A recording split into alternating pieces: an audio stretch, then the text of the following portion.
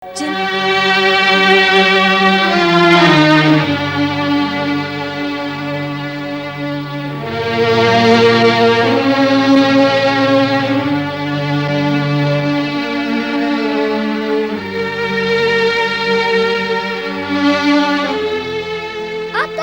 विचार को प्रमाण भी मिल गया गजानन।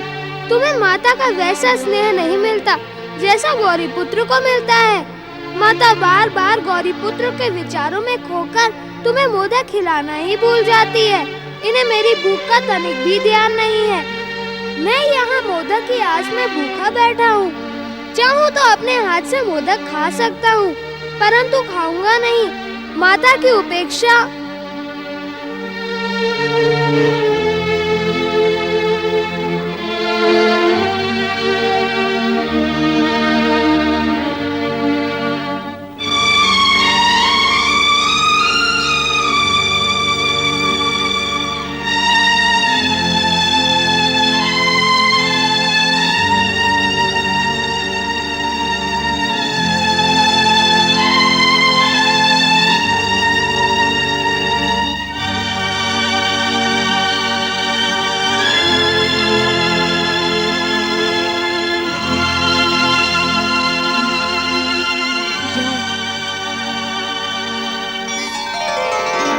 गौरीपुत्र गणेश, कहाँ हो तुम? कहाँ है मेरा गौरीपुत्र? तुम तो शक्ति स्वरूपा हो गौरी। तुम्हारे कक्ष में कोई व्यक्ति बिना आज्ञा प्रवेश कर ले और तुम्हें पता ही न चले, क्या ये बात चकित कर देने वाली नहीं है? पर यहाँ तो कोई नहीं आया स्वामी। यहाँ तो केवल मैं और गजानन है। फिर आपने कैसे गौरीपुत्र को पुकारा? कहाँ है वो? यहीं तुम्हारे कक्ष में। परंतु गौरी पुत्र और गजानन तुमसे प्रसन्न नहीं है। मैं यहाँ हूँ माता। मैं कब से तुम्हारे लिए मोदक लेकर बैठी हूँ। तुम कब आए पुत्र? और आए तो मुझे बताया क्यों नहीं? तुम कब अपनी माता को सताना बंद करोगे? अब मौन क्यों हो? उत्तर क्यों नहीं देते? ये पक्षपात उचित नहीं है गौरी। पक्षपात? कैसा पक्षपात स्वामी? गौरी पुत्र को मोदक खिलाने के लिए तुम उतावली हो रही हो और गजानन को मोदक के लिए तरसा रही हो।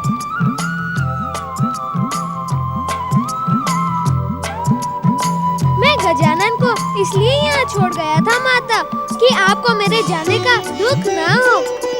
गजानन तो मेरा ही प्रतिरूप है, परंतु मैंने भी गजानन के साथ कोई भेदभाव नहीं किया। पक्षपात का तो कोई प्रश्न ही नहीं उठता। मैं तो इसे ही मोदक खिला रही थी। केवल मोदक खिलाते खिलाते तुम्हारे विचारों में खो गई। माता, अब तो गौरी पुत्र आ गए हैं। अब आप अपने हाथ का मोदक इन्हें खिला दें। नहीं माता नहीं, मुझे क्षमा करो। गजानन की तृप्ति के बिना मैं मोदक नहीं खा सकता। रोष के स्थान पर स्नेह दिखा रही हूँ, इसलिए हट कर रहे हो ना? क्यों नहीं खा सकते? यदि मुझे खिलाना है तो पहले गजानन को इसी स्नेह के साथ खिलाओ। अब वचन दो गौरी कि ऐसा भेदभाव कभी नहीं करोगी। आप मुझे ही दोषी ठहराने का प्रयास क्यों कर रहे हैं स्वामी? क्या माता को अपने पुत्र का ध्यान नहीं आना चाहिए? एक पुत्र के ध्यान में दूसरे पुत्र को भूल नहीं जाना चाहिए गौरी। माता अपने पुत्रों को भला कैसे भूल सकती है? अब बीती हुई बातों को भूल जाओ गौरी और इन दोनों को एक समान वो स्नेह प्रदान करो जो ये दोनों पाना चाहते हैं। अवश्य स्वामी। ये लो गौरी पुत्र, मोदक का भोग लगाओ। ये लो गजानन।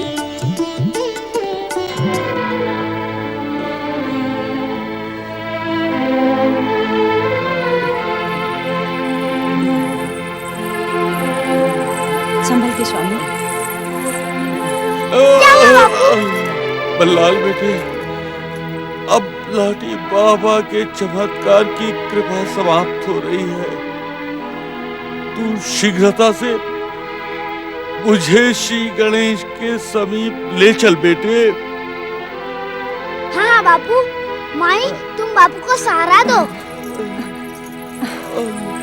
आइए स्वामी, आराम से।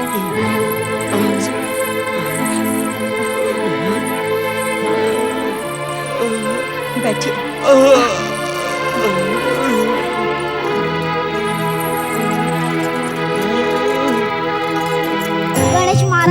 वो दयालु है बापू, जो सच्चे मन से उनकी आराधना करता है उसके सारे कष्ट दूर हो जाते हैं। माई बापू आप दोनों मेरे साथ ओम गंग गणपतियाय नमः की पावन मंत्र का उच्चारण करें।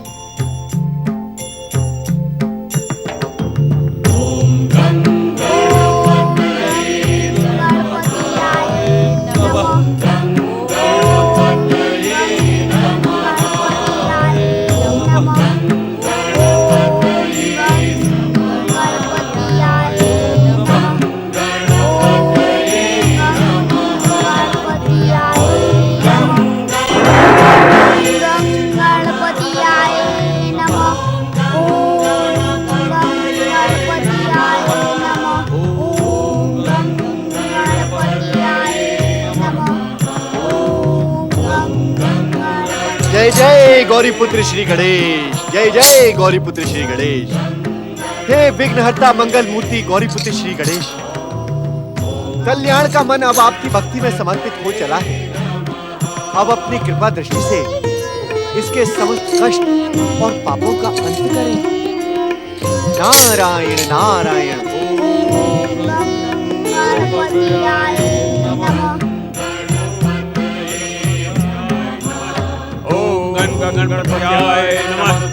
जय जय गौरीपुत्र श्री गणेश। हे गौरीपुत्र, जैसे जैसे संसार में आपकी भक्ति और पूजा बढ़ती जाएगी, वैसे वैसे ही संसार वासियों का कष्ट दूर होता जाएगा। जय जय श्री महागणेश, जय जय गौरीपुत्र श्री गणेश। ओम गणपतियाय नमः। ओम गणपतियाय। ओम गं गणपतयाय नमः। ओम गं गणपतयाय नमः। ओम गं गणपतयाय नमः। ओम गं गणपतयाय नमः। इनकी आराधना के स्वर्ग तक पहुंच गए क्या देवराज? यदि ना पहुंचे होते देव ऋषि तो मैं यहाँ उपस्थित ही क्यों होता? ओम गणपतियाय नमः। परंतु ये मैं कैसा विचित्र दृश्य देख रहा हूँ। विघ्नहर्ता मंगल मूर्ति श्री गणेश की भक्ति और आराधना में विचित्रता आप ही देख सकते हैं देवराज। नारायण नारायण। आप मेरी बात समझे नहीं देव ऋषि। देवराज, या यूं कहें कि आप मुझे अपनी बात समझा नहीं पाए। ऐसा ही समझ लीजिए देव ऋषि। मैं श्री गणेश की भक्ति में विचित्रता नहीं, एक असुर को एक ऋषि के साथ तपस्या करते देखकर चकित हूँ। देवराज, जो दृश्य आप देख रहे हैं वो मैं भी देख रहा हूँ, लेकिन मैं आपके समान चकित नहीं हूँ। चकित होने का पर्याप्त कारण होते हुए भी आप चकित क्यों नहीं देव ऋषि? क्योंकि जब एक असुर ऋषि के साथ तपस्या करेगा तो उसे आप देवताओं के प्रहारों का भय नहीं रहेगा। मेरी बात को सुनकर लज्जित ना हो देवगण। ये तो सत्य है कि एक ऋषि के साथ तपस्या करते हुए असुर पर आप लोग अपनी दिव्य शक्तियों का प्रयोग नहीं करेंगे और उसकी तपस्या बिना विघ्न बाधा के पूर्ण हो जाएगी। नारायण नारायण। तपस्या सफल होने पर श्री गणेश इन्हें वरदान भी देंगे? गंग गंग गंग गंग गंग गंग गंग। ऐसा विचित्र प्रश्न आप मुझसे क्यों पूछ रहे हैं वरुण देव? तपस्वी को वरदान देने की परंपरा से क्या परिचित नहीं है? वरदान में तो ये दुष्ट अवश्य ही स्वर्ग का सिंहासन मांग लेगा देव ऋषि। नारायण नारायण। अग्निदेव, देवगुरु बृहस्पति की पाठशाला में आपके द्वारा सीखी गई सुंदर भाषा को ये क्या हो गया? क्या आपको ये भी ज्ञान नहीं कि भक्त को दुष्ट कहना भक्ति का अपमान है? देव ऋषि, ये भक्त असुर वरदान में क्या मांगेगा? देवराज, इस प्रश्न का उत्तर भी आप भली भांति जानते हैं। आपसे जितना पूछा जाए देव ऋषि उतना ही बताएं। हमारा मार्गदर्शन और हमें लज्जित करने का प्रयास ना करें। बताएं, बताएं कि यह असुर वरदान में क्या मांगेगा? नारायण नारायण। मैं कोई आपका दास नहीं हूं देवराजेंद्र, और ना ही आपकी आज्ञा का पालन करने वाला कोई अनुचर। किसी की भक्ति और भावना को देखकर आपके मन में ईर्ष्या और स्वार्थ का ज्वालामुखी फटने लगता है। इसका परिणाम आपके लिए सुखद नहीं होगा। सावधान। मुझे भयभीत करने की भूल ना करें देव ऋषि। परिणामों से सावधान वो होते हैं जिनमें परिणामों को बदलने की शक्ति नहीं होती। मैं वज्र धारण करने वाला स्वर्गाधिपति इंद्र अपने संकेत मात्र से परिणामों को बदलने की क्षमता रखता हूँ। वज्र धारण करने वाले स्वर्गाधिपति देवराज इंद्र, आपके परिणाम बदलने की शक्ति को तो हम सृष्टि के पहले दिन से ही देख रहे हैं। पहले तारकासुर, फिर देवांतक और नरांतक, और उसके बाद भयासुर। इन सब के परिणामों को तो आप ही की शक्ति ने। नारायण नारायण। देवऋषि के पास हम देवताओं के लिए व्यंग के अतिरिक्त और कुछ नहीं है। हमने व्यर्थ ही इनके समीप आकर अपना समय नष्ट किया। हाँ, अन्यथा इस समय का सदुपयोग आप त्रिपुरासुर की तपस्या खंडित करने के लिए करते। नारायण नारायण। पहली बार मैं आपके मुख से अपने लिए सत्य सुन रहा हूं देवऋषि। देवताओं, हमें तुरंत दुष्ट त्रिपुरासुर की तपस्या खंडित करने के लिए सफल प्रयास करना होगा, अन्यथा हम संकट में घिर जाएंगे। सावधान देवराजेंद्र, सावधान। मैं आपके इस दुष्कर्म में भागी नहीं बनूंगा। सावधान। ओम गंग गणपतियाय नमः। ओम महागणेशाय नमः। ओम महागणेशाय नमः। ओम महागणेशाय नमः। परम देव श्री महागणेश, मैं जानता हूँ कि आप मेरी पुकार अवश्य ही सुन रहे होंगे। मेरे मन में उठती दुविधा का अंत करे परम देव। ओम महागणेशाय नमः। हे परम देव, आपकी इच्छा मात्र से गौरी पुत्र से आकार पाने वाले मुझ गजानन का कार्य अब समाप्त हुआ। मैं स्वयं को गौरी पुत्र में विसर्जित कर देना चाहता हूँ। कृपा करके गौरी पुत्र को ऐसी बुद्धि प्रदान करें कि वे मेरे विसर्जन को स्वीकृति दे। प्रिय गजानन, गौरी पुत्र को बुद्धि प्रदान करने की प्रार्थना क्यों? मेरे सभी अवतार एक समान बल, विद्या और बुद्धि से परिपूर्ण है। परम देव, आपके सभी अवतारों का पुण्य कार्य अकेले गौरी पुत्र संभाल सकते हैं, तो मेरी क्या आवश्यकता? लोक कल्याण के जिस उद्देश्य के लिए तुमने अवतार धारण किया है, उसकी आवश्यकता का निर्णय तुम स्वयं करो गजानन।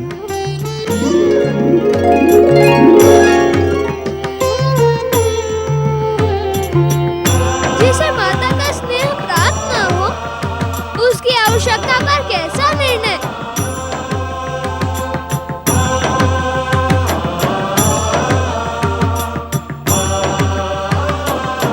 गजानन,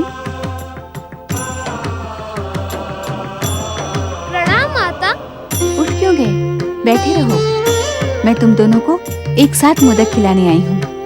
ओम महागणेशाय नमः। नारायण नारायण। प्रणाम माता पार्वती। प्रणाम श्री महागणेश के दोनों अवतार। ये किसी आवश्यक कार्य से पधारे होंगे, मुझे ज्ञात है। नारायण नारायण माता। गौरी पुत्र श्री गणेश का कथन ब्रह्म वाक्य के समान अटल सत्य है। मैं यहाँ आवश्यक प्रार्थना लेकर ही उपस्थित हुआ हूँ। कैसी प्रार्थना? गौरी पुत्र, आपका परम भक्त प्रिय बालक बल्लाल अपने माता पिता के साथ आपकी आराधना कर रहा है। भक्त तो अपने भगवान की नित्य प्रतिदिन आराधना करता ही है, उसमें आवश्यक प्रार्थना कैसी देवर्षि? क्षमा करना माता, देवर्षि का कथन अभी समाप्त नहीं हुआ है। नारायण नारायण। गौरी पुत्र, और उधर त्रिपुरासुर अपने जनक ऋषि ग्रह समत के साथ आपकी कठोर तपस्या में लीन है।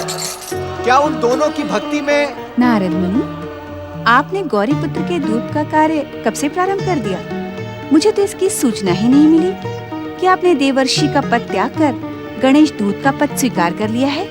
माता, देवर्षि के निरर्थक पद और स्वार्थी देव शिष्यों से श्री गणेश का दूत बन जाना नारद का सौभाग्य होगा। परंतु नारद ने इतने पुण्य कहाँ किए? पुण्य किए होते तो विघ्न के साथ इस समय यहाँ ना उपस्थित होते। विघ्न के साथ माता, ये आप क्या कह रही हैं? ये सुनने से पहले नारद की श्रवण शक्ति समाप्त क्यों नहीं होगी? सत्य को सुनकर विचलित ना हो देवर्षि। जब मैं अपने हाथों से गजानन और गौरी पुत्र को मोदक खिलाने जा रही थी, तभी आपने यहाँ आकर विघ्न उपस्थित किया है। क्षमा माता क्षमा।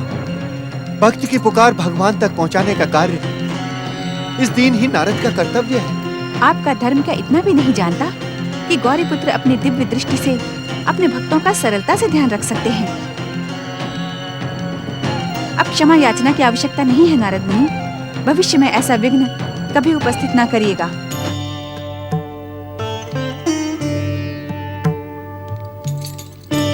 जो आज्ञा माता, जो आज्ञा। आज आपने नारद को इस सत्य का ज्ञान करवा दिया कि मैं आपका पुत्र नहीं हूं। आपको माता कहना सर्वथा मेरी भूल थी।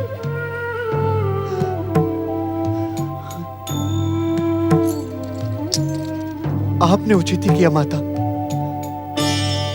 आपने उचित ही किया जो इस दीनहीन नारद को इस सत्य का ज्ञान करवा दिया। बड़ा अभिमान था इस नारद को माता कि उसकी माता जगत माता देवी पार्वती है।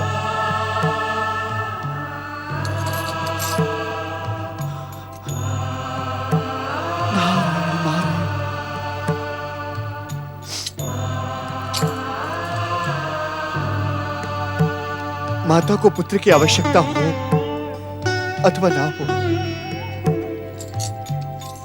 लेकिन पुत्र को माता के आशीर्वाद की सदैव आवश्यकता होती है। इस निराश्रित को अपना आशीर्वाद दे माता, अपना कल्याणकारी आशीर्वाद दे। मन छोटा ना करो पुत्र।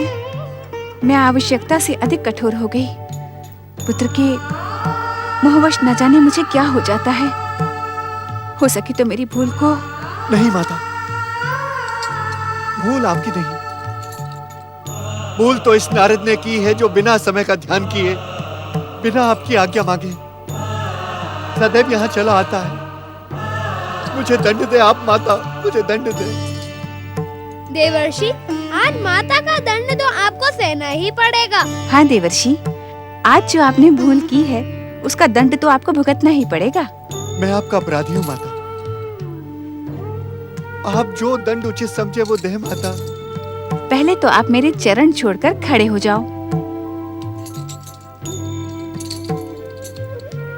अब बिना कोई प्रश्न किए और जिज्ञासा प्रकट किए इन मोदकों का भोग लगाओ। लो गौरी पुत्र, लो गजानन। यही आपका दंड है देवर्षि। अब अपना दंड भी सुन लो गौरी पुत्र।